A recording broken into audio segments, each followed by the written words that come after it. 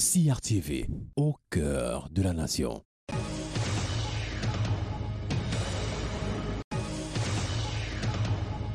Bonjour et bienvenue sur les antennes de la Cameroun Radio Television pour cet entretien exclusif qu'accorde à la Cameroun Radio Television l'ambassadeur de la République française au Cameroun en fin de séjour.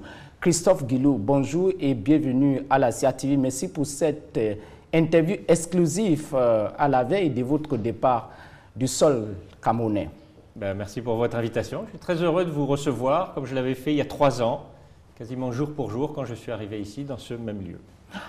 Vous êtes donc à la fin de votre séjour diplomatique au Cameroun, après 3 ans de conduire la diplomatie française au Cameroun. Quel est le sentiment qui vous anime actuellement? Alors là, je suis vraiment à quelques jours de mon départ. Et je pars avec le cœur gros, parce que j'ai beaucoup vécu ce mandat, mon travail, mes responsabilités pendant 3 ans. Le Cameroun est un pays qui exige beaucoup de la France, qui demande beaucoup de la France, et il faut que la France et son ambassadeur, qui représente l'ensemble des institutions ici, soient à la hauteur des attentes du public et des autorités camerounaises. Donc j'ai l'impression vraiment d'avoir pleinement vécu ces 3 années, malgré 1 année et demie, 2 ans impactés par la Covid, qui a beaucoup freiné les échanges, mais malgré tout, nous avons pu développer, renforcer encore l'amitié et la coopération entre les 2 pays. J'ai pleinement vécu ce séjour, notamment parce que j'ai pu aller à la découverte, au-delà des autorités administratives, ministérielles. J'ai pu pleinement vivre ce pays en le sillonnant du nord au sud et d'est en ouest, en allant à la rencontre des populations, mesurer et apprécier la diversité de votre culture. La langue également, j'ai beaucoup aimé apprendre. Je parle plusieurs langues et bon, vous avez 2 langues officielles, le français et l'anglais, mais j'ai beaucoup aimé les expressions camerounaises qui font partie du patrimoine français. Et donc là maintenant, au bout de 3 ans, comme on dit ici, le Wat Rotombeng, mais on reste ensemble. Tout à fait, vous avez utilisé l'expression « vous avez vécu » et en réalité, votre arrivée au Cameroun coïncidait avec l'organisation du Grand Dialogue National, l'une des réponses vis-à-vis à la crise dans les régions du Nord-Ouest et du Sud-Ouest. Votre arrivée aussi au Cameroun coïncidait avec la visite officielle de l'ancien ministre français de l'Europe et des Affaires étrangères, Jean-Yves Le Drian, au Cameroun. Et la fin de votre séjour au Cameroun a également coïncidé avec la visite officielle au Cameroun de Monsieur le Président de la République française, Emmanuel Macron. Vous étiez un ambassadeur de grands événements. Alors effectivement, quand je suis arrivé, le grand dialogue national était en train de commencer, donc des grandes attentes entre vous, mais également des attentes à l'égard de la France. Que va faire la France par rapport au conflit du Nozo? Est-ce que la France peut accompagner? Est-ce que ça va déboucher sur quelque chose? Est-ce que vous allez tracer des perspectives? Et c'est dans ce contexte que quelques semaines après, Jean-Yves Le Drian est venu au Cameroun. Et c'était une visite assez exceptionnelle parce qu'il est venu passer 3 jours au Cameroun. Il s'est rendu, bien entendu, ici à Yaoundé. Puis il est allé ensuite à Douala, voir les milieux économiques, la capitale économique du pays. Et puis ensuite, il s'est rendu dans l'extrême nord, à Maroua, où il a été très frappé, nous avons été très frappés, par l'accueil très très chaleureux des populations. Et le ministre Le Drian le disait encore récemment, à quel point ça l'avait marqué ce séjour. Donc c'était assez exceptionnel, un séjour de 3 jours. Et 3 ans après, la boucle est bouclée. Le président de la République, Emmanuel Macron, vient ici les 25 et 26 juillet pour une visite pleine avec beaucoup de volets, un volet bilatéral, audience avec le chef de l'État, son Excellence M. Paul Biya, conférence de presse.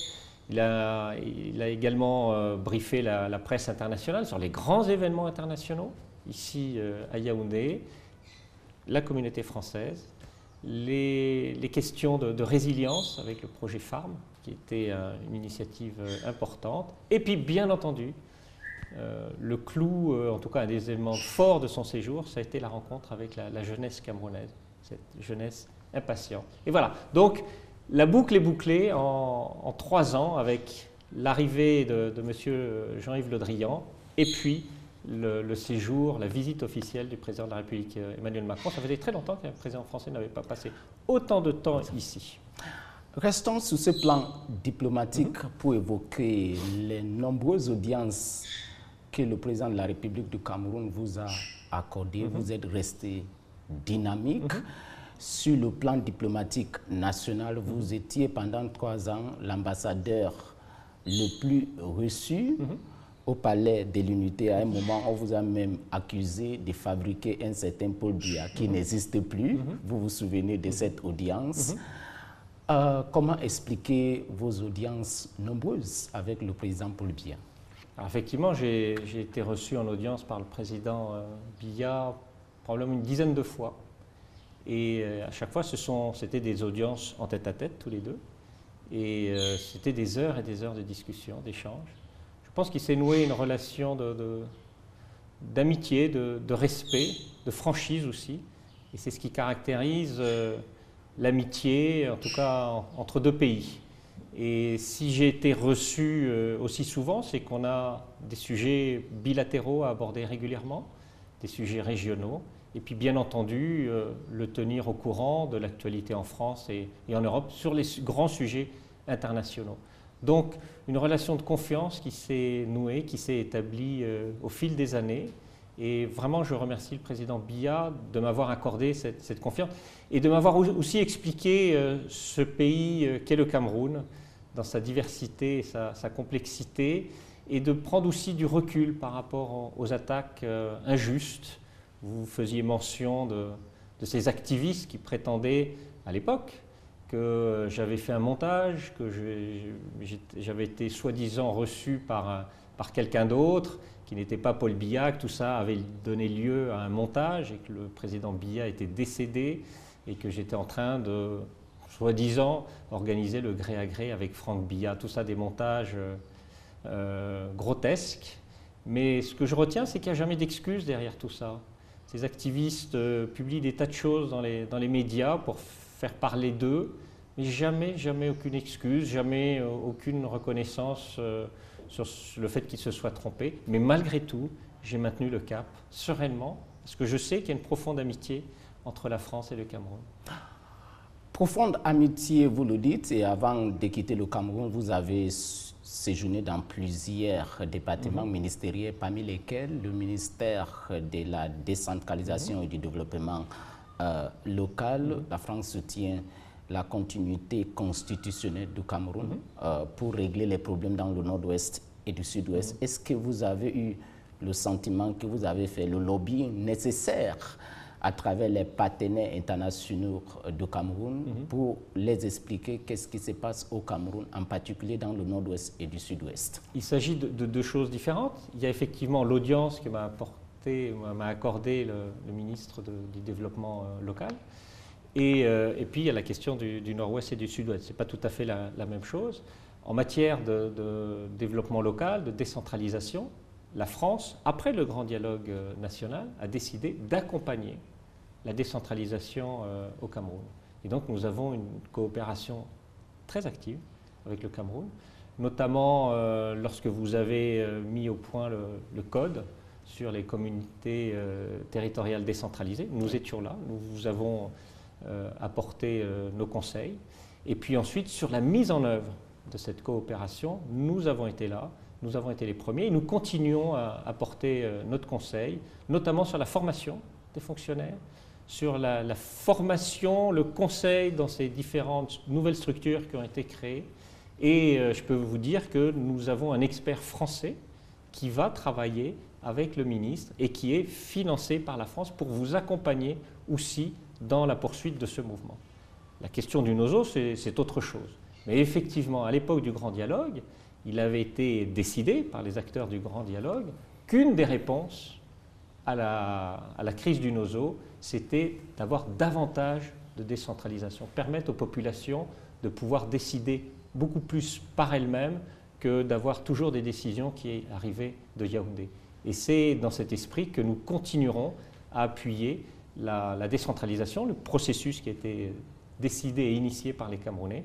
Et c'est ainsi que le président Emmanuel Macron a confirmé cette orientation stratégique, de continuer à appuyer la décentralisation pour que, notamment, ça puisse contribuer à mettre un terme à la crise dans le Nozo. Restons dans le Nozo avant de continuer cet entretien.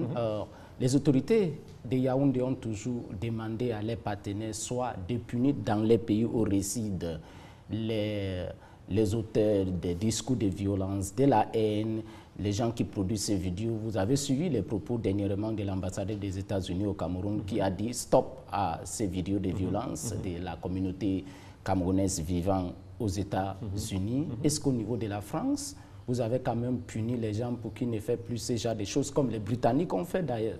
Alors c'est très difficile de punir des gens qui mettent des choses sur les réseaux sociaux. C'est très compliqué. Il y a des législations nationales, bien entendu, mais vous savez que ce sont les grands acteurs, les GAFA, sont des acteurs qui jouent des nationalités et qui essayent d'échapper à une sorte de censure qui pourrait être instituée dans tel et tel pays. Donc c'est très très compliqué, mais ce que je peux vous dire, c'est que la plupart de ces activistes, dans le Nozo, et pour des raisons historiques, ne sont pas en France. Donc nous ne sommes pas un gros producteur de contenu violent sur le Nozo. Les communautés qui soutiennent la cause du Nozo, qui sont à l'extérieur, ne sont pas principalement en France. Parlons maintenant du développement, ce qui intéresse presque toutes les populations camerounaises à travers l'Agence française du développement, qui est l'un des piliers de la coopération internationale.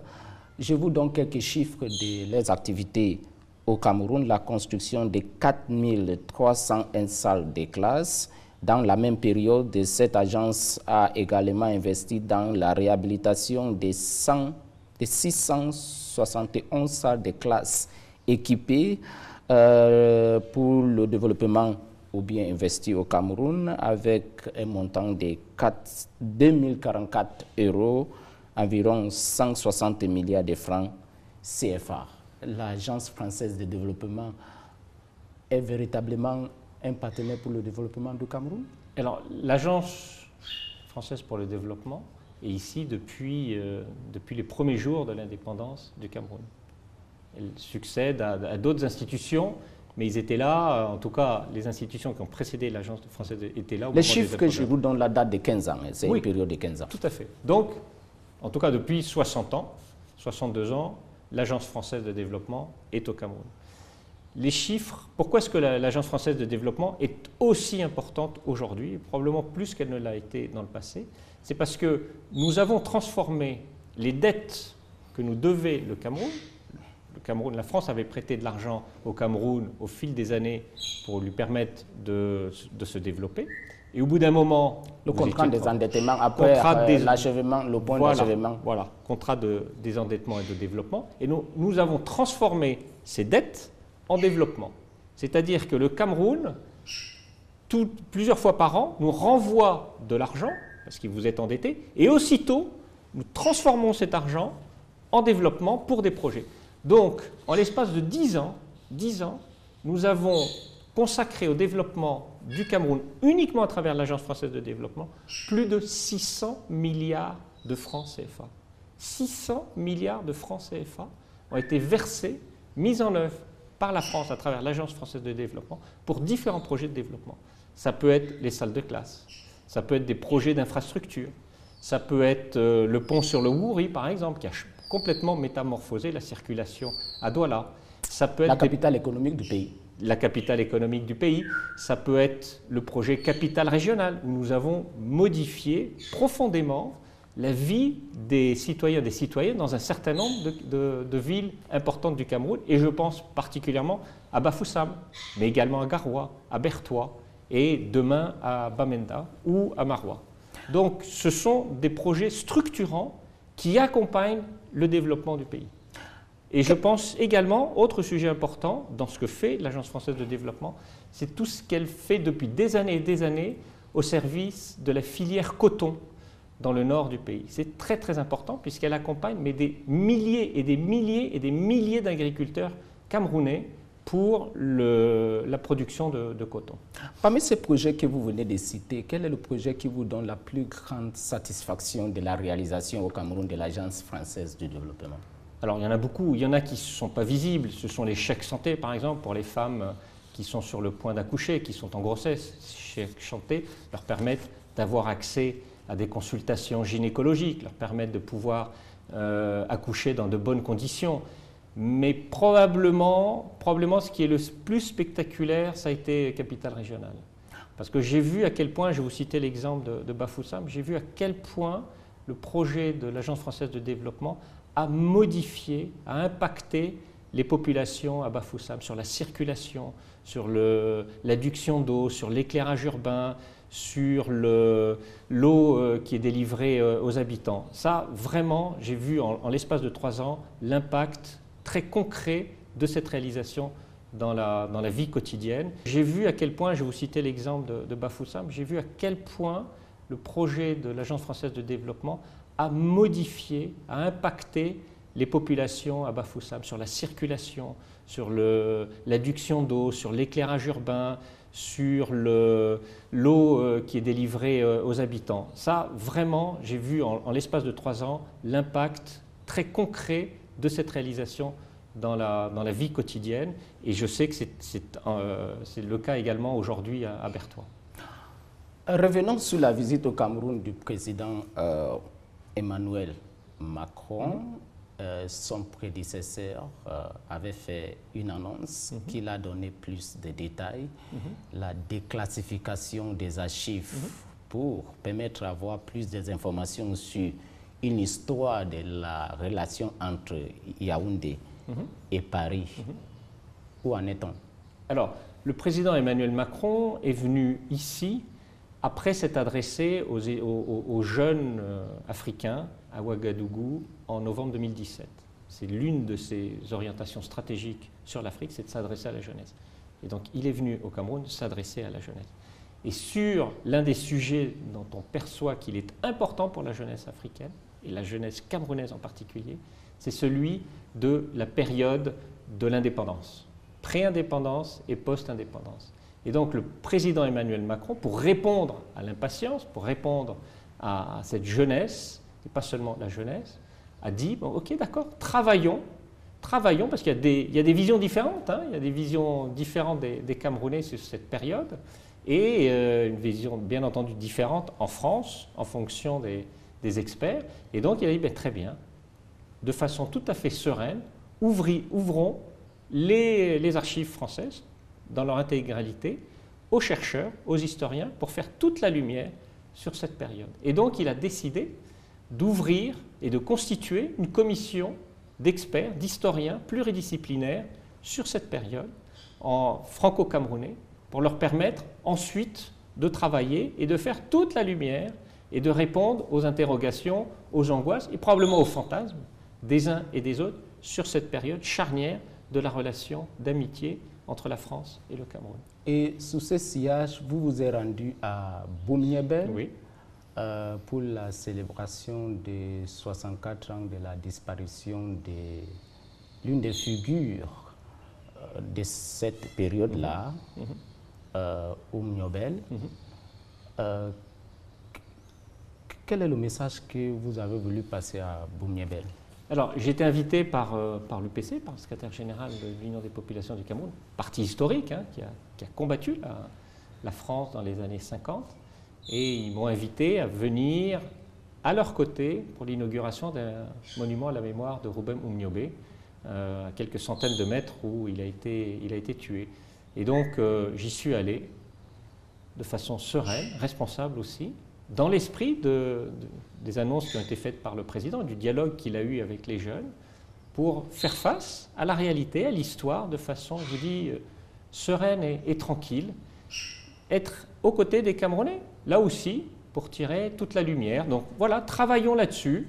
Je suis là, je représente la France aujourd'hui, plus de 63 ans après la mort de Rouben Oumniobé. c'est de l'histoire désormais, mais nous devons affronter l'histoire pour mieux construire et bâtir sur une relation encore plus solide et ne pas avoir peur de faire face aux responsabilités des uns et des autres dans le passé. Je peux même vous dire que j'y suis allé. Pourtant, Boumnyébel, c'est un endroit symbolique, c'est un endroit chargé d'histoire, c'est des populations qui ont combattu la présence française. J'y suis allé et on m'a demandé « Mais où est votre sécurité, monsieur l'ambassadeur ?» J'ai dit « Quelle sécurité ? Vous êtes venu comme ça ?» J'ai dit « Oui, je suis venu avec mon chauffeur et personne d'autre. » Tout ça pour vous dire qu'aujourd'hui, on est dans une relation apaisée et sereine.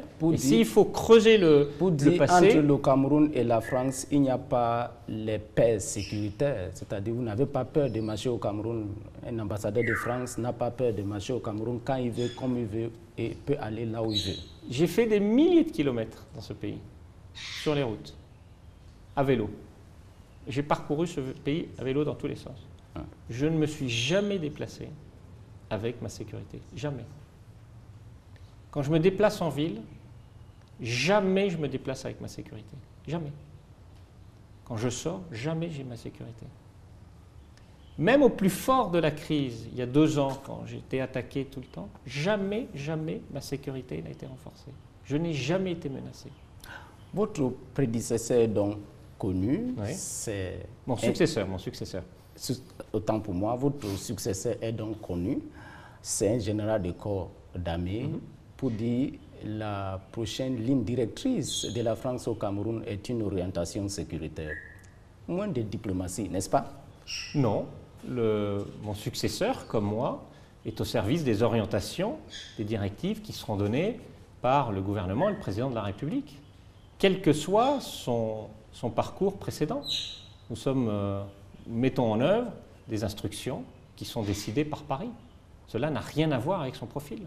Cela ne change en rien les orientations qui étaient fixées d'ailleurs par le président de la République, Emmanuel Macron, lors de sa visite officielle.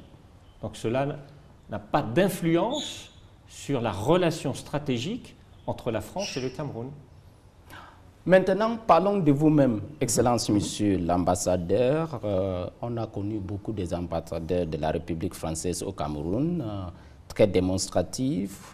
Le style de Bruno Doquin ou bien encore Gilles Thibault, s'il fallait qualifier votre style? C'est à vous de qualifier mon style. Hein.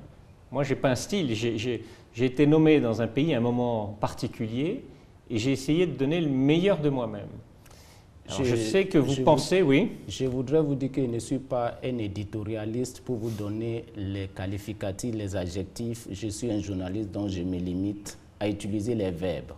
Je préfère que vous donnez une caractérisation de votre style au Cameroun. Alors, j'ai beaucoup de mal à me caractériser. Cela dit, j'ai une personnalité, je suis quelqu'un d'actif, je suis quelqu'un qui aime la proximité, qui aime découvrir le pays dans lequel je suis, et je suis également un sportif. Donc, j'ai voulu mettre au service de la relation à la fois le côté sportif, le côté humain et le côté politique. Est-ce que ça caractérise un style? Je n'en sais rien. Mais c'est vrai que l'image que l'on va me coller, c'est celle de cet ambassadeur qui a parcouru le pays à vélo. Pendant 3 ans au Cameroun, on a vu une montée, si je peux même dire, les chiffres des étudiants demandeurs de visa camerounais étudiants en France a presque triplé. Oui. Mais malgré tout ça, une question reste à l'ambassade de France, celle des difficultés liées à l'obtention des visas. Comment expliquer la montée en puissance des visas pour les étudiants, mais les gens continuent à évoquer ce genre de questions? Et ils ont tout à fait raison. Donc, pendant 2 ans, les frontières ont été fermées. Donc, nous avons quasiment fermé le service des visas. Les frontières, grâce à la diminution de l'épidémie de la Covid, ont rouvert. Et donc, nous avons eu un afflux très important de demandeurs camerounais qui ont voulu, qui veulent aller en France. Cela dit, notre priorité a été de donner les visas aux étudiants qui voulaient venir faire des études en France. Ça a été ça notre priorité. Sur 10 demandeurs qui présentent leur dossier à l'ambassade ou au consulat, sur 10 demandeurs camerounais ou camerounaises, 8 vont repartir avec un visa. même si aujourd'hui, il y a des délais d'attente auxquels vous n'avez jamais été habitués et qu'il va falloir qu'on traite, parce que ce n'est pas normal qu'on fasse autant attendre les demandeurs et les demandeuses. Mais 80% des demandeurs obtiennent un visa. Cette interview va bientôt finir. Évoquons à présent le sport. La France comme le Cameroun seront au Qatar pour la Coupe du Monde. Mais je ne suis pas intéressé des histoires footballistiques pour l'instant. Je suis intéressé au vélo, le cyclisme. On vous a vu sillonner tous les villes du Cameroun. Quel est le message que vous avez voulu transmettre aux Camerounais d'aimer ce sport? Alors, j'ai voulu leur montrer que vous avez un pays où on peut faire du vélo. Vous avez un pays avec du relief, avec différents climats, et c'est un pays qui mérite d'être parcouru, qui mérite d'être découvert. Et j'ai réussi, grâce à l'appui des Camerounais, grâce à des personnalités formidables, grâce aux responsables dans chacune des régions dans lesquelles je me suis déplacé, j'ai réussi à faire mieux connaître, je pense, et c'était aussi un des objectifs, j'ai réussi à mieux faire connaître à la fois la diversité du Cameroun, parce que j'avais de la presse qui m'accompagnait, mais également, et c'est ce qui probablement me frappera le plus longtemps, c'est l'extraordinaire chaleur de l'hospitalité et de l'accueil des Camerounais et des Camerounaises dans tous les villages que l'on a traversés. Qu'est-ce qu'ils ont dit particulièrement pendant tes multiples séjours avec le vélo? Qu'est-ce qu'ils t'ont dit les Camerounais quand tu les rencontres? Les Camerounais étaient très fiers, très fiers de pouvoir accueillir l'ambassadeur de France, qui passe dans les villages, qui nous félicite, qui ont des petits drapeaux français. Qu'est-ce qui vous a marqué en particulier lors de ces multiples passages au village? D'abord, l'extraordinaire jeunesse de ce pays. Sur les routes, on voit beaucoup d'enfants. Beaucoup d'enfants. Et je vous dis, à la fois la personnalité de chacune de ces régions. L'accueil a été très différent dans l'Ouest de celui que l'on a eu dans le Nord. D'ailleurs, j'ai dit que vous avez sillonné les 10 régions du Cameroun. Oui, 9 exactement. 9 exactement. Okay. Mais, quelle est la région que vous n'avez? Le Nord-Ouest. Le Nord-Ouest. Pour des raisons de sécurité, etc. Mais partout ailleurs, je suis allé. Okay. Et donc, chacune des régions... Mais le Sud-Ouest fait également des mêmes préoccupations. Bien sûr, mais j'y suis allé. Aller à Bamenda, c'est un peu compliqué, puis voilà. Okay. Mais je suis allé à Bouer notamment. Okay. Chacune des régions a une personnalité propre, une géographie propre, des mentalités, des traditions différentes. Donc c'est tout cela qui m'aura beaucoup impacté pendant les 7 randonnées que l'on a faites. Et lorsqu'on se déplaçait, c'était près de 250 personnes qui se déplaçaient, qu'il fallait nourrir, qu'il fallait transporter, qu'il fallait véhiculer. Donc je garde vraiment un souvenir très ému. Et tous ceux qui m'ont accompagné, et en particulier les Camerounais et les Camerounaises, les cyclistes par exemple, qui avaient l'habitude de rouler ici, m'ont témoigné de leur gratitude parce que je leur ai fait découvrir une partie de leur pays qu'ils ne connaissaient pas. J'avais beaucoup de cyclistes qui venaient de Douala, qui ont beaucoup apprécié de pouvoir venir, de pouvoir découvrir le nord, l'est, voire l'ouest. S'agissant du football, oui, en particulier, comme vous le savez, il y a beaucoup de jeunes Camerounais qui veulent aller en France, jouer au football, parce que vous êtes une destination footballistique mondiale. Tous ces derniers temps, on n'a pas vu les grandes figures du football camerounais jouer en France. Qu'est-ce qui se passe? Une réaction? Non, non, le football en France comme ailleurs, c'est un marché qui est libre en fonction des besoins et des intérêts des différents clubs et joueurs. Donc la France continue à attirer beaucoup de joueurs camerounais. J'ai l'impression que sur la dernière liste du sélectionneur, à peu près sur la vingtaine de joueurs sélectionnés par le Rigobert Song, j'ai l'impression qu'un peu moins de la moitié jouent dans des clubs en France. Donc c'est bien la preuve que la France, les clubs français, attirent, forment et entraînent et font jouer les meilleurs joueurs camerounais. Mais la coopération, l'amitié en matière de football, elle se fait ici aussi, puisque nous allons développer ça aussi. Nous allons, à travers l'ambassade, en faire davantage en matière de diplomatie sportive. Et dans ce contexte-là, Je voulais juste vous dire que j'étais très heureux pendant mon séjour d'avoir pu admirer et encourager les Lions indomptables, à la fois pendant le CHAN et ensuite pendant la CAN. J'ai été à tous les matchs des Lions indomptables pendant toutes ces grandes compétitions internationales. Et je peux même vous dire que j'ai été très ému lorsque Vincent Boubacar, capitaine des Lions, est venu me remercier pour ma présence. Il est venu ici me remercier au nom de tous les joueurs de son équipe pour avoir été un des supporters des Lions indomptables pendant tous ces matchs. Après donc la diplomatie sportive, parlons maintenant de la diplomatie culinaire. Quel est le plat camerounais qui vous a plu trop? Alors, il y en a beaucoup. Hein. Vous avez une richesse culinaire exceptionnelle et rare. Moi, je dirais le ndolé, mais je voudrais aussi vous féliciter à toutes et à tous pour ce que vous faites quand vous braisez, notamment le poisson.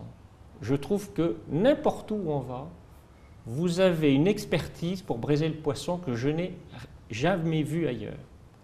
Que l'on s'arrête pour manger un poisson braisé auprès du mama sur un bout de route ou qu'on aille dans un restaurant ou ailleurs, le poisson est toujours exceptionnellement bien braisé.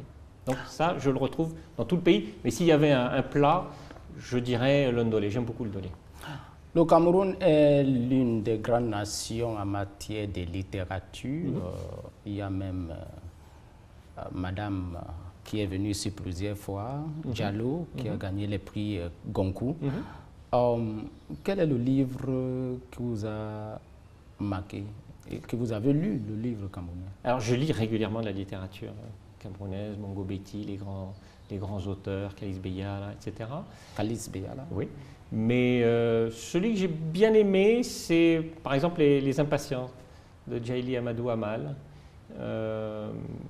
La façon qu'elle a de traiter des sujets douloureux. Comme vous savez très bien, ma première langue d'expression officielle, c'est l'anglais.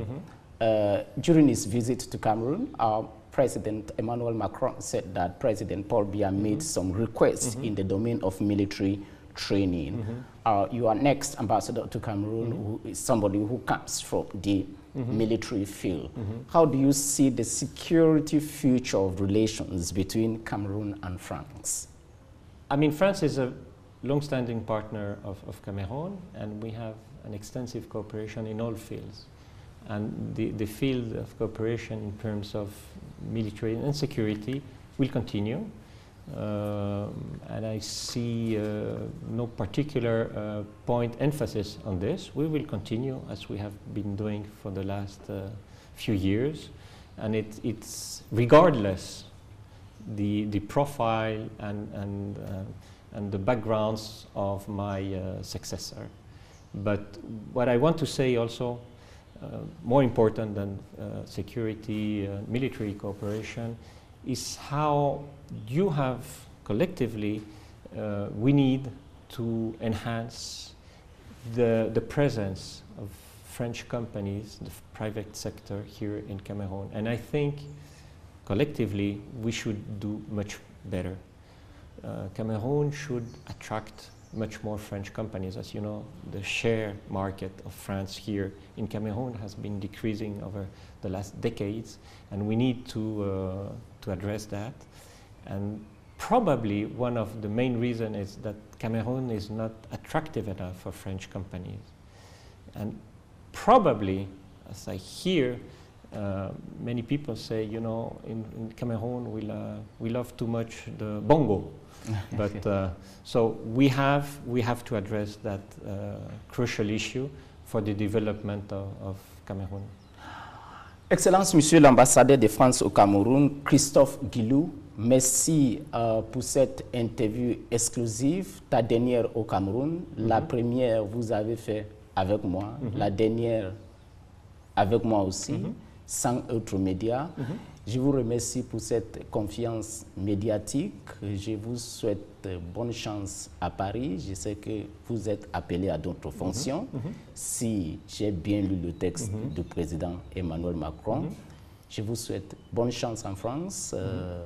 Nous sommes ensemble. Peut-être on va se voir très bientôt à Paris et bon retour au pays natal. Merci. Je voulais juste vous remercier pour cette interview, puisque nous voyons régulièrement, pour nous permettre également d'exposer les vues qui sont les nôtres, celles de la France, pour essayer de répondre aux interrogations aussi des téléspectateurs et des téléspectatrices. Et ce que je voudrais dire, c'est que régulièrement, j'ai été attaqué sur les réseaux sociaux. J'ai envie de dire aux téléspectateurs et à ceux qui propagent des fausses nouvelles, j'ai envie de leur dire, déposez-nous. Déposez-nous. Il y a une relation qui est forte entre la France et le Cameroun. Et comme vous dites ici, la France et le Cameroun, c'est jusqu'à la gare. Thank you very much. Merci beaucoup, Excellence. Thank you.